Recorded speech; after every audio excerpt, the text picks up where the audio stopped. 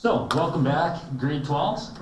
So every day we're going to be using and referring to the digital textbook. And I shared out the digital textbook at the beginning of our Google Classroom. Now keep in mind, our physical textbook isn't a throwaway like the 20-1 physical textbook was. In fact, I suggested to you in our first conversation here that I would really like to see you have read that physical textbook before our first class. Because as you can go through the curriculum for a second and third and fourth time, the course becomes a lot easier. First time, the course is very difficult. So if you don't get through the textbook and then you're trying to piece together what is it that McBride's talking about every day, you're going to be lost. So you need to get through that textbook.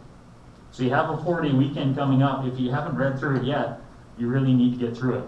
Because what we're doing is taking the bare rocks of that textbook, that's like a 40 to 50% level of understanding, and building on that to get to a 60 to an 80 to 100.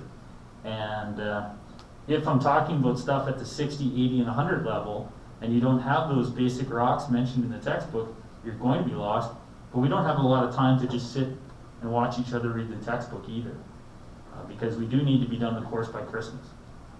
So please get through the textbook ASAP, but we're not going to be sitting and just reading it for great lengths of time in class. Also, this is the digital textbook we'll be using every day.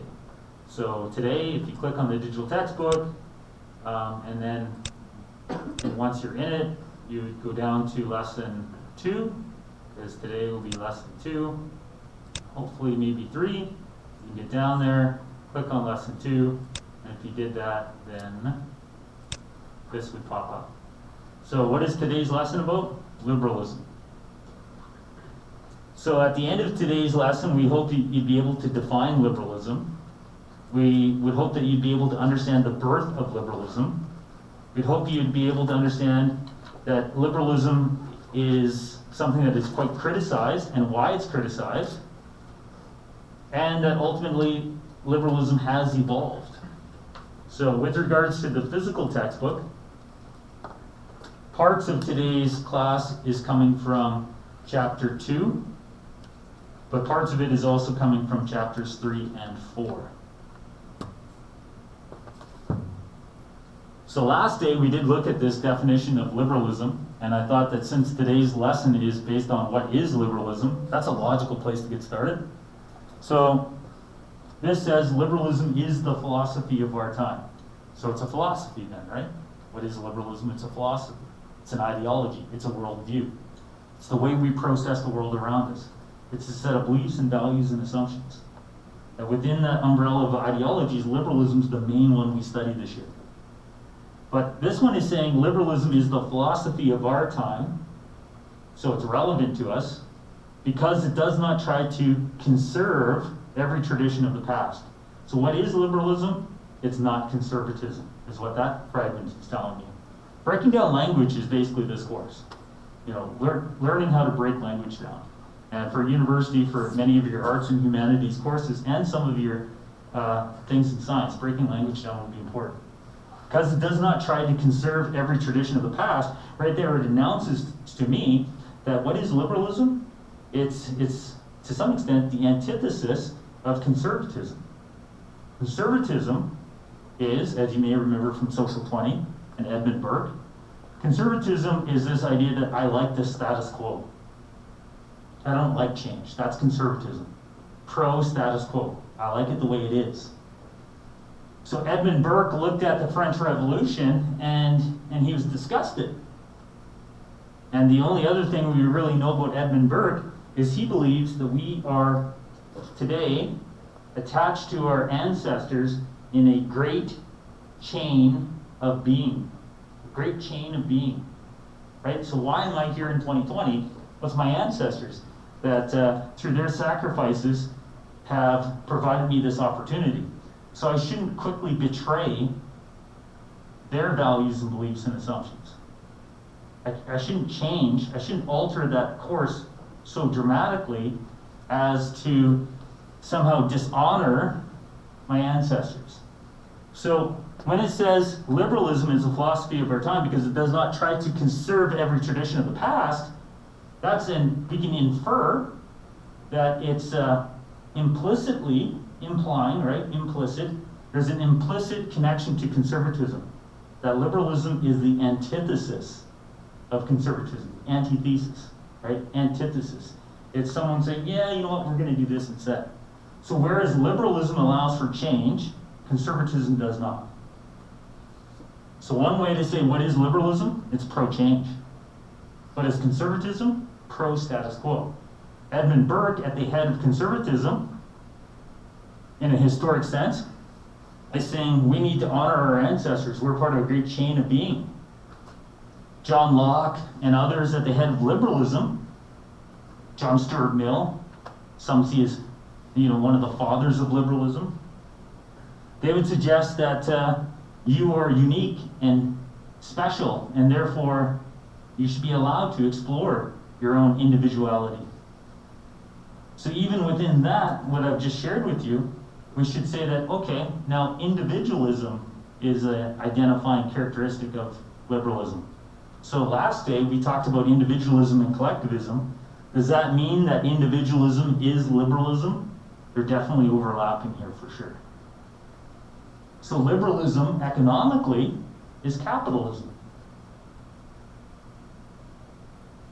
We'll see how the word changes a little bit, but it is capitalism. Liberalism politically is democracy. So there is an overlap with individualism for sure. So liberalism is the philosophy of our time. Philosophy, why do we exist? How should we interact with each other? What's the purpose of life? All those tough questions. Because it does not try to conserve every tradition of the past, because it does not apply to new problems the old doctrine solutions. So even there within that sentence, we know that liberalism will evolve. So what liberalism was in the 18th century is not going to be what liberalism is today in the 21st century. It will have evolved. So you shouldn't get angry, although some do, when liberalism is going to be meaning different things depending upon what era we're looking at. So in 1776, what was something new to be thinking of? Well, economically, something new was laissez-faire capitalism. So Adam Smith in 1776, when he talks about the wealth of nations, and he's talking about laissez-faire capitalism, he's really saying we need to try, new solutions. We have new problems. We can't use the old doctrine solutions of mercantilism. So Adam Smith was a classic liberal in the 18th century. So we have something called classic liberalism. And in the 18th century, what was the new solution to old problems? It was freedom from. So during feudalism, I thought I could only be safe if I had security through my lord, through the castle, the pseudo state that is my fiefdom that I live in. So there's some kind of noble who I serve, and they provide me security. So in feudalism, I thought there's only freedom through the state. Now the state could be this quasi-state, some noble that has a horse and he's a knight and has a little castle and I live in his fiefdom, but there's only freedom through him. There's only security through him. But Adam Smith economically says, no, we shouldn't get freedom through, we should get freedom from. Freedom from the state.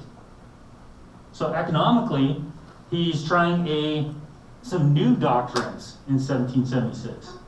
So that's called classic liberalism, because liberalism has evolved since then. We're going to see that after Adam Smith writes The Wealth of Nations in 1776, by embracing capitalism, the bourgeoisie, and through the Industrial Revolution, will exploit the proletariat. And they will specifically target the most vulnerable, like children. And therefore, we're going to have a lot of responses, reactions to classic liberalism as identified in chapters 3 and 4. And ultimately, classical liberalism will have to evolve.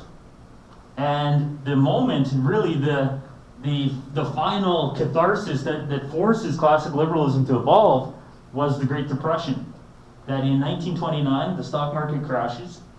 Herbert Hoover tries from 1929 to the election in 1932, tries to continue to practice business as usual. Let's keep practicing freedom from government.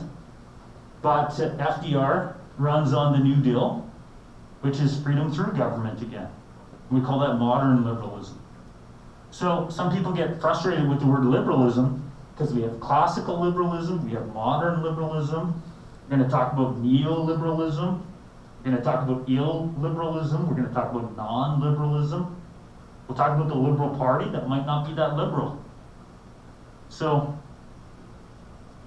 the word may cause some frustration at time. But always link back to say, what's the era that is being defined in? Because it is prepared to experiment and innovate, and because it knows that the past is less important than the future, and that's why the word has evolved. That's why liberalism has evolved. So what is liberalism? We have some notes here, and again, it's not going to be my purpose to sit here and read the notes to you. That ideally, you would have been through the textbook by now, and then ideally, you'd be previewing the lessons before we meet. So knowing that lesson 3 happens tomorrow, you would preview 3. And by previewing, it doesn't mean reading everything and memorizing. It means reading it over and saying, do I understand this? So the nice thing about having stuff digital is it's easy to preview and it's easy to review. So the first thing we're trying to do is really define liberalism. We have a great quote here by Patrick Henry, "Give me liberty or give me death." So connected in liberalism in 1775 is the concept of liberty or freedom. And for the American revolutionaries, this was a progressive idea. So with liberalism is this idea of progressive idea. And what is progressive? It means let's try something new. Let's try something new. And that idea was being presented in that short quote up here. You know, to experiment, to innovate. So this idea from Patrick Henry, give me liberty or give me death, was a progressive revolution against the monarchy. That the American revolutionaries are saying, without representation, there should be no taxation, right? No taxation without representation. That was something progressive for them to say no to the monarch and say, we're more than just colonists, we're equals. And we need to have seats in Parliament in London if you want to tax us. So what is liberalism? It's a shift away from the divine right of kings. So sometimes to understand what something is, it's important to understand what is it a rejection of? What is it shifting or evolving away from? So last year in 20, you learned about the French Revolution. And one of the causes of the French Revolution in France was the old regime. A regime that was rigid, that was unequal, that you'd be born into a lottery at birth, and that by the late 18th century seemed fairly obsolete. The old regime was based on feudalism, but because of a transfer of some economic power to the emerging bourgeoisie, you had a new nobility challenging the old order. So this idea of divine right was being questioned in the Salon Society of France. Part of liberalism is a rejection of the divine right of absolutism. It's saying feudalism, conservatism was obsolete, no longer relevant. We needed to do something new. Liberalism, therefore, is a rejection of Hobbes, who we talked about yesterday. And by yesterday, I mean Friday. So What is liberalism? Well, it's not Hobbes. Hobbes believes that we should surrender our natural freedom to a Leviathan, because man by nature is irrational and violent and emotional. Well, liberals, progressives, are more individualist. They have faith in the nature of mankind. So, to a liberal like John Locke, one of the assumptions he's making, one of the assumptions that Adam Smith is making economically, is that we are rational. So what is liberalism? It's a consequence of the assumption that mankind's rational. If this, then what? Is one of those year-long themes in this course, right? If this, then what? If man is violent, well then Hobbes is right, and we shouldn't have liberalism. If man is rational and kind, then we can have liberalism. We can progress past feudalism, progress past collectivism, and embrace something new. So again, Hobbes isn't just a collectivist. I hate you to say Hobbes is a collectivist and be as simple as that. Hobbes was seen on Friday as an authoritarian. Collectivism is a whole lot more than just authoritarian. You could have a collectivist that's not authoritarian. We learned on Friday that Rousseau was an example of that. Rousseau is a collectivist economically, but not politically. So you don't have to be an authoritarian to be a collectivist. So that's why sometimes it's nice to see things from multiple angles, because if you just read this, you might assume that all authoritarians are collectivist, and they're not. They might believe in centralization of political authority, so that's collection, right, of political authority, but maybe not a centralization of economics. So you might have someone that's a democratic socialist, someone that's a mix of individualism and collectivism. So what is individualism? What is liberalism? Well, people are skeptical of the established status quo, the accepted norm. People are like, you really think so? You really think that the earth is the center of the universe? Let's think about that for a little while. Do you really think that God chose our king, and therefore we have no ability to question our king? Because some of these kings have been very poor leaders. Some are insane. They're megalomaniacs, or they might be sociopaths or psychopaths. Do you really think it's God's will? I know that they were born into the position, but do you think maybe man on earth can be rational deciders of who should be the leaders? You know, maybe go back to that Greek system of democracy.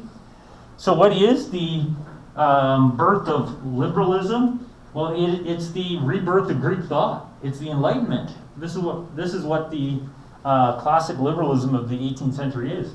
It's following the fall of Constantinople to the Ottoman Turks. The Greeks that had been living in Constantinople, those Greek philosophers come back to Europe, and with them they bring back Greek individualism. So all liberalism is a rebirth, the Enlightenment, the Renaissance of Greek individualism. So if you are into painting, you look at some paintings from the period. You look at paintings from the time of feudalism. You'll see masses of people, but they don't have unique features. Their faces are usually just a blur. Because to a feudalistic person, life wasn't about me, it was about we. It wasn't just about me, it was about, this village is what I identify with. Because in the village, all of my children and grandchildren and great-grandchildren, great-great-grandchildren will marry and have children and die. And this is the same village that, my people have been living in for hundreds of years. So because feudalism was so static, it wasn't really about the me. But when the Greek philosophers come back through the Renaissance, through the Enlightenment, it becomes more about the me again. So this is a consequence of the Enlightenment. It is also somewhat a consequence of the Black Plague.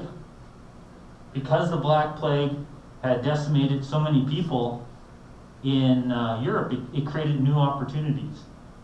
Because now there was land that you could go and purchase and move to and stuff like that. So there were some forces at play here that allowed some change. The rebirth of Greek thought, opportunities as a consequence of the Black Plague, these are some of them. And then you have these philosophers like John Locke that massage out the ideology. And he says that we have natural rights, yes, because we are reasonable. And because we're reasonable, the government should do our will. Government must represent the people. And this is the essence of the American Constitution. Government of the people, for the people. Not government of the monarch, for the God. This is a revolution. Revolution of ideas. Of whose government is it? Who chooses government? So we use words like accountability and legitimacy here. Who is a legitimate government? Under feudalism, it's whoever God chose by the lottery of birth. Under liberalism, who is a legitimate government? Well, to be a legitimate government, you must put into action the will of the people. The will of the people. So again, this is going to lead to representative democracy. So what is liberalism? It's individualism. It's going to look like democracy. It's going to at times look like capitalism, but that'll evolve. A part of it is that social contract between the government and the people. Why are we seeing it? Well, we're seeing it because there is a power struggle between the new nobles, the nouveau riche, and the old nobles.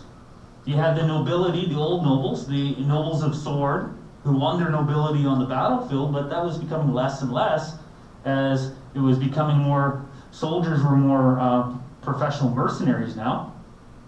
Or you have nobles that inherited their nobility because they owned vast stretches of land.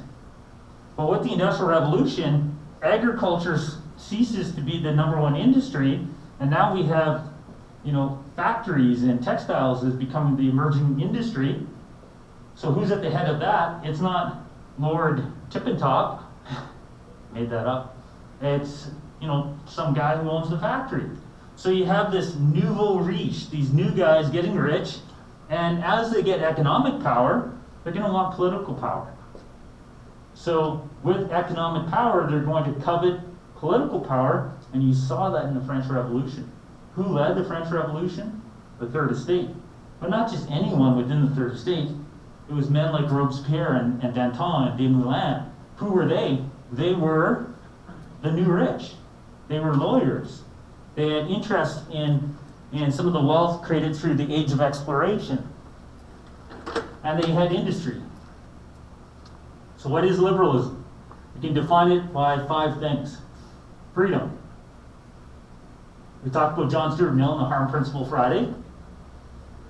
Individualism. We talked about that Friday, and we're going to be talking about individualism all year.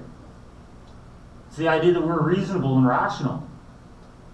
That we don't need paternalism. What is paternalism? That's the government saying, well, you know what? You're not mature enough to make the answer for yourself, so we're gonna do it for you. So what is liberalism? It's not paternalism. It's not the government, being my dad or my mom and saying, I will make the best choices for you because you're incapable of that.